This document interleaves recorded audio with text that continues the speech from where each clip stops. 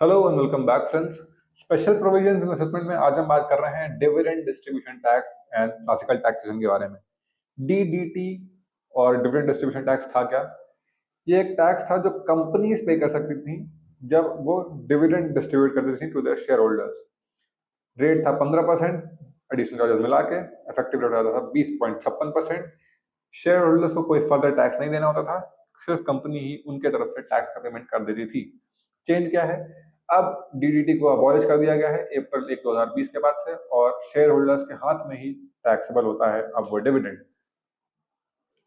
Global norm से align करने के लिए, फेयरनेस के लिए और अपीलिंग बनाने के लिए रीइन्वेस्टमेंट को ये फॉर्म लाया गया था। अब कैसे डिविडेंड टैक्स होते हैं? टैक्स शेयर होल्डर्स ही पे करते हैं उनके पर्सनल इनकम टैक्स रेट के हिसाब से, जो 5%, 20%, 30% जो भी है।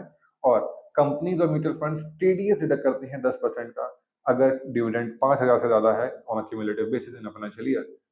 अलाउड डिडक्शंस क्या है? शेयर होल्डर्स 20% का इंटरेस्ट एक्सपेंस क्लेम कर सकते हैं डिडक्शन में ऑन लोन जो लेते हैं for investment in dividend earning assets. और कॉर्पोरेट शेयर होल्डर्स को सेक्शन 80M अलाउ करता है डबल टैक्सेशन अवॉइड करने की स्कीम, वेयर वो डिविडेंड पास अलॉन्ग करते हैं to their investor. Quick comparison table अगर देखें, डीडीटी और क्लासिकल में, डीडीटी में कंपनी पे करती थी, अब शेयर होल्डर पे करता है। पहले टैक्स रेट था 20.56, अब टैक्स स्लैब के अकॉर्डिंग पहले पे करने में कोई डिविडेंड्स नहीं था शेयर होल्डर्स के लिए, अब शेयर होल्डर्स को पे करना पड़ता है। डीडीटी शेयर होल्डर्स के लिए इजी था, कंपनीज के लिए कंप्लायंस, और अब शेयर होल्डर्स के लिए कंप्लायंस है, कंपनीज के लिए TDS. That was all about DDT और क्लासिकल टैक्सेशन के बीच में कंपैरिजन। ऐसे ही और इन्फॉर्मेटिव वीडियोस के लिए हमारे साथ जुड़े रहिए on advice brain. Thank you very much.